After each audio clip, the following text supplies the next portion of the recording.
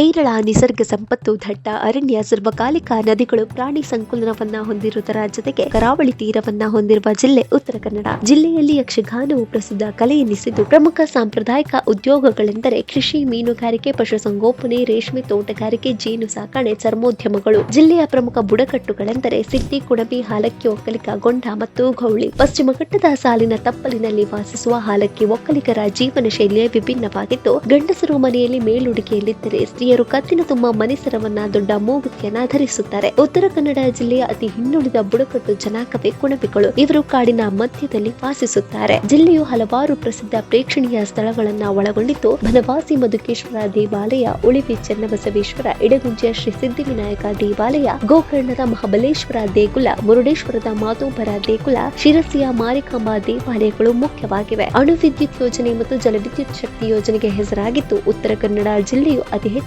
ಮಳೆ ಬೀಳುವ ಪ್ರದೇಶವಾಗಿದೆ. ಜಿಲ್ಲೆಯಲ್ಲಿ ಹರಿಯುವ ಪ್ರಧಾನ ನದಿಗಳೆಂದರೆ ಕಾಳಿ, ಅಘನಾಶಿನಿ, ಶರಾವತಿ, ವೆಂಕಟಾಪುರ. ಉತ್ತರ ಕನ್ನಡ ಜಿಲ್ಲೆಯು ಪ್ರಶಾಂತ ಪರಿಸರ ಹಾಗೂ ಹಚ್ಚ ಹಸಿರಾದ ಕಾಡುಗಳ ರಮ್ಯ ತಾಣವಾಗಿ ಪ್ರವಾಸಿಗರನ್ನ ತನ್ನತ್ತ ಕೈ ಬೀಸಿ ಕರೆಯುತ್ತದೆ.